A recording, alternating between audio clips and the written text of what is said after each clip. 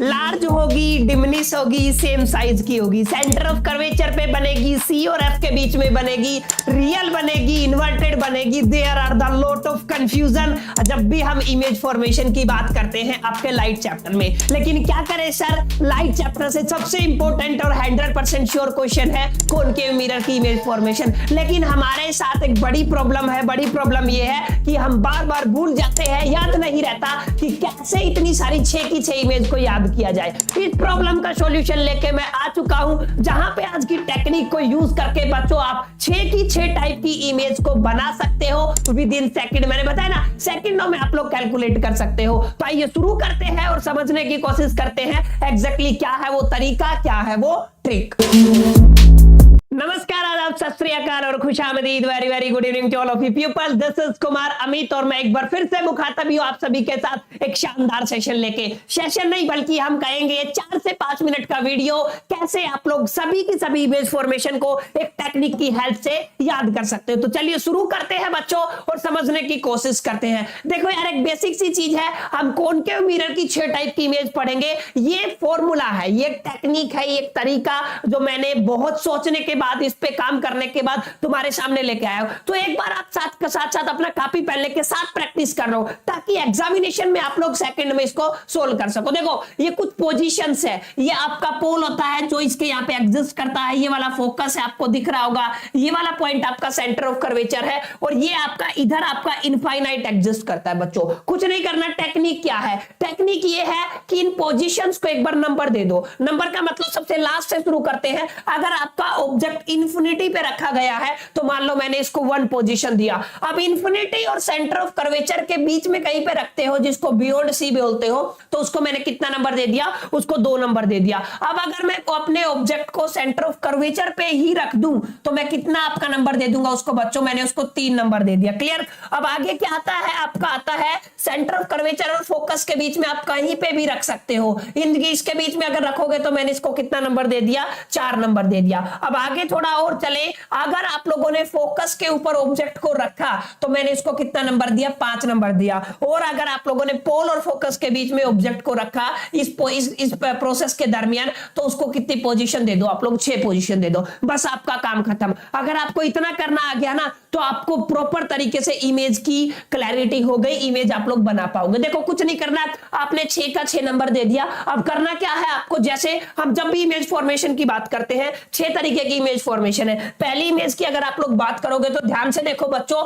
हमने अगर ऑब्जेक्ट को इंफिनिटी पे रखा हुआ है, पहली पोजीशन क्या है, आप लोगों ने ऑब्जेक्ट को कहां पे रखा, इंफिनिटी। मान लो इंफिनिटी वाला केस आपसे पूछा, क्या पूछा, इंफिनिटी वाला केस, तो यहां पे आ जाओ। इंफिनिटी मतलब कितना नंबर है आपका, 1 नंबर है। एक चीज आपको क्लैरिटी ये हो गई होगी, ठीक है। अब इमेज कहां पे बनेगी, आपको 6 में से घटा देना है, आपको 6 नंबर पकड़ लेना है। ये 6 नंबर आप हमेशा दिमाग में रखो। आपने ऑब्जेक्ट को 1 पोजीशन यानी कि इंफिनिटी पे रखा, तो अगर 6 में से 1 चला जाएगा बच्चों तो कितना हो जाएगा आपका 5। कितना हो जाएगा आपका 5। इसका मतलब आपका जो इमेज है वो कहां पे बनेगा, आपका फोकस पे बनेगा। यानी कि जब भी आप ऑब्जेक्ट को कहां पे रखोगे बच्चों, यस कम ऑन, फोकस पे, सॉरी आप कहां पे रखोगे, इनफाइनाइट पे रखोगे, तो इमेज कैसा बनेगा आपका, इमेज बनेगा आपका फोकस पे बनेगा। अब दूसरा जो सवाल है आपका, वो भी उसका जवाब दे देता हूं, इमेज का साइज कैसे निकाले सर, छोटी बनेगी, बड़ी बनेगी, कैसी बनेगी। तो आपको कुछ नहीं करना, हमारे पास 2 नंबर आ गए, ऑब्जेक्ट का नंबर क्या आ गया 1 और आपकी इमेज का नंबर क्या है, सॉरी ऑब्जेक्ट का नंबर 1, इमेज का नंबर कितना आ गया आपका 5।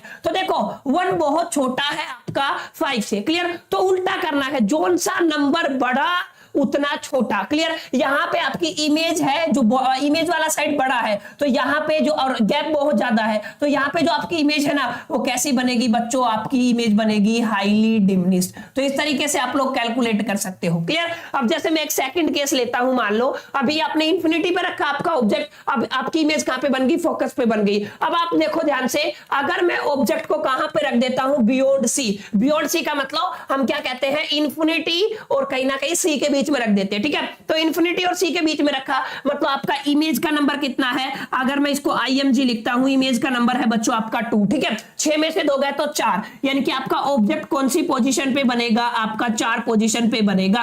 और 4 पोजीशन क्या है आपका, इन बिटवीन। इन बिटवीन का मतलब क्या है आपका C एंड F। तो इस तरीके से आप लोग निकाल सकते हो। ठीक है। अब ध्यान से देखोगे तो वही कैसी इमेज बनेगी, क्या बताया था मैंने, आपको देख लेना है, आपके 2 नंबर है, 2 और 4, कोई ज्यादा गैप नहीं, ओनली कितने का है, 2 का। तो यानी कि ये कैसी बनेगी आपकी, जो आपकी इमेज है वो कैसी बनेगी बच्चों, ये बनेगी डिमनिश, क्योंकि यहाँ पे गैप ज्यादा था, 4 का गैप था, तो यहाँ पे क्या बनी आपकी हाईली डिमनिश। जितना ज्यादा गैप उतनी ज्यादा छोटी इमेज, जितना कम गैप उतनी कम छोटी इमेज। ठीक है, तो ये आई होप की क्लैरिटी हो गया होगा। जैसे अगला केस करते हैं, आपने इनफाइनाइट पे रखा, बियॉन्ड सी के रखा है, फिर इनफाइनाइट और आपने सी के बीच में रखा। अब मान लो आप लोगों ने ऑब्जेक्ट को कहां पे रखा, 3 पोजीशन पे रखा, यानी कि सेंटर ऑफ कर्वेचर पे। तो 6 में से 3 गया तो कितना बचा आपका, 3 बचा, यानी कि ऑब्जेक्ट भी सेंटर ऑफ कर्वेचर पे और इमेज भी सेंटर ऑफ कर्वेचर पे। यानी कि मैं क्या कह सकता हूं बच्चों, मैं कह सकता हूं आपका इमेज कहां पे है, 3 नंबर पे, और ऑब्जेक्ट भी कहां पे है आपका, 3 नंबर पे, यानी कि सेम है, एट सी आप लोग कह सकते हो। क्लियर?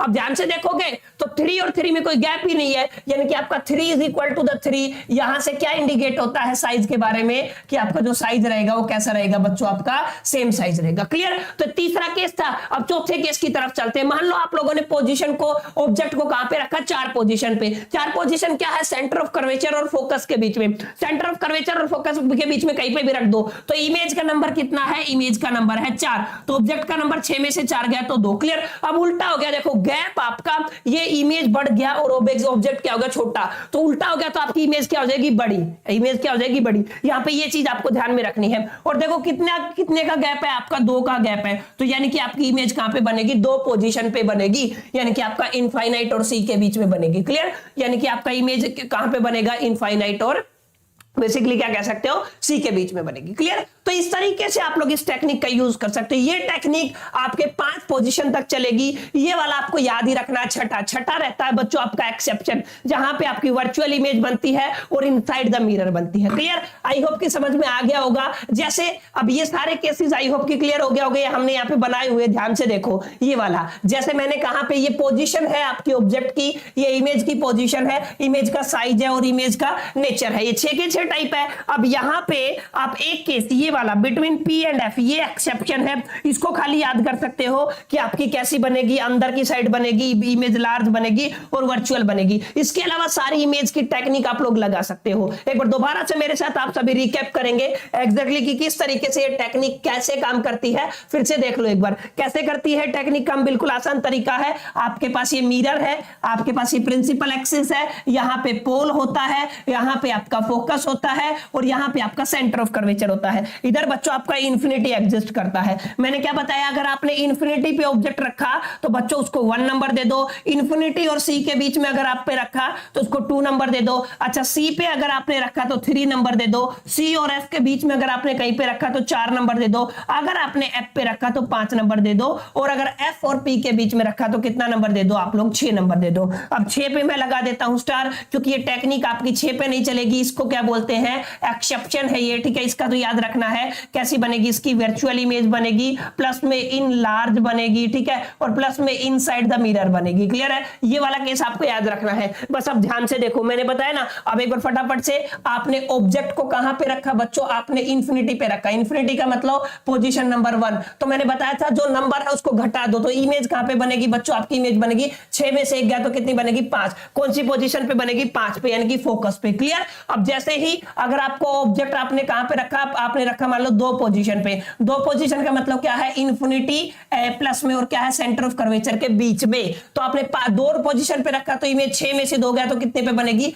4 पे। 4 का मतलब क्या है बच्चों, आपका इन दोनों के बीच में, सेंटर ऑफ कर्वेचर और आपका फोकस के बीच में। अब आपने रखा मान लो ऑब्जेक्ट को कितनी पोजीशन पे, 3 पोजीशन पे। 3 पोजीशन का मतलब क्या है, एट सी रखा। क्लियर? तो 3 और 3 सेम साइज बनेगी। ठीक है, और कहां पे बनेगी, सेंटर ऑफ कर्वेचर पे बनेगी। क्लियर? तो ये कैसा टेक्निक है बच्चों, जिसको यूज करके ना आई होप कि आप 6 की 6 पोजीशन को क्या कर सकते हो, निकाल सकते हो। अब आपसे बड़ा क्वेश्चन पूछा जाता है, न्यूमेरिकल भी पूछा जाता है, कैसे आप लोग कर सकते हो। उम्मीद करता हूं टेक्निक आपको पसंद आया होगा। और आज के बाद आपकी जो कॉनकेव मिरर की जो प्रॉब्लम थी, किससे रिलेटेड, आपकी इमेज से रिलेटेड, उसकी पोजीशन से रिलेटेड, वो सोल्व होगी। उम्मीद करता हूं सेशन आपको बेहद आसान लगा होगा, अच्छा लगा होगा। तो इसके लिए एक लाइक बनता है, एक शेयर बनता है, और अगर फर्स्ट टाइम आया तो सब्सक्राइब करना ना भूले। बाकी मिलते हैं नेक्स्ट सेशन में, तब तक के लिए मेरी तरफ से ऑल द बेस्ट।